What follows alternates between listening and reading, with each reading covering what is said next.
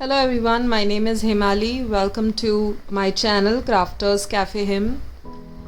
Today I am presenting a Zentangling video of level 1 which I've named the butterfly. This is the first part of the video where we draw the base of our picture. First I've made the body of the butterfly and then the wings. Simple ones, nothing great, complicated. Then I have shown in this picture as if the butterfly is sitting on a flower which is really full bloomed. So I made all the random patterns of petals behind the butterfly, leaving the nice huge center for the pollens of the flower. Once I'm satisfied with filling up all the spaces around with the petals, I started drawing the outlines of the middle. Oh yeah, I also gave the border just a bit of design into the wings. I made some zigzag lines and some rhombus kind of shape in the center of the flower, and then made few circles around it, gradually increasing the size. Gave some triangular shape extension to the outermost circle of the flower as well. At the same on both the sides, and I guess I left here for the Zentangling filling up of the pattern.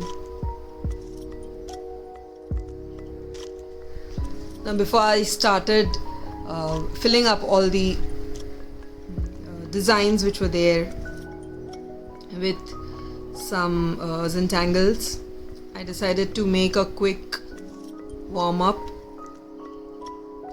of which there is another video which I have already been uploaded. If you all have seen my level 1 landscape part 1 video, I have explained different type of tiles of 3.5 inch. And we also saw how the different steps are included, like dots, borders, strings, and then the pattern. You all can just review the same video again to find some details. In order to draw these entangling patterns into this butterfly, I started to practice few of them on a 3.5 inch diameter tile. I chose a curved string and then divided the same tile into 6 parts by adding few multiple strings to it, the curved shape. I picked up the first part of the tile and drew such crisscross lines inside it. Remember this tile? This was like fill-in pattern. I did the same thing in each of the rhombus kind shape which we got after drawing these lines. I added few circles. Then this I was going to fill it in the center of the flower, so I also outlined the same as I had done in the picture. I just added on the outlines with a fine marker. Once this was done, I thought of adding a bit of more weight to this, so I colored in all the circles with simple sketch pen. Also, I extended the dots where these lines intersected. Again, I made few dots out there. This still was looking very light to me, as in the center of a sunflower is really dense. So what I did is I added dotted few dots all over the empty spaces and gave an aura to those small dots which I had made at the cross section of the lines. Once this was done, I was pretty much satisfied with the density or how dark my fill of this pattern was. I guess I stopped here. I went out on with another pattern again, directly drawing few circles. This time the smaller circles. The space which they made while intersecting each other, the outer space, I just filled them up so that these circles actually popped up like the pollens of the flower.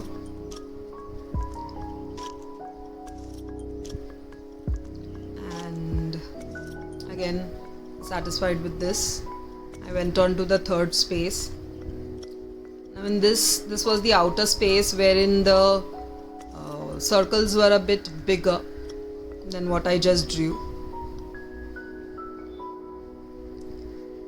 And I had to make some pattern inside this, as if there were pollen grains inside it which were coming out. So I wanted to make some opening kind of thing in each of the circles here.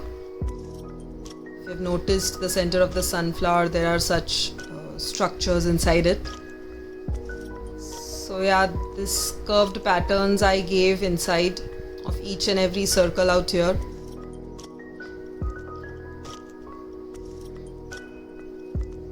And then just to add on the depth and bring on those pollens above, I just darkened the center which these four curves made in each of the circle.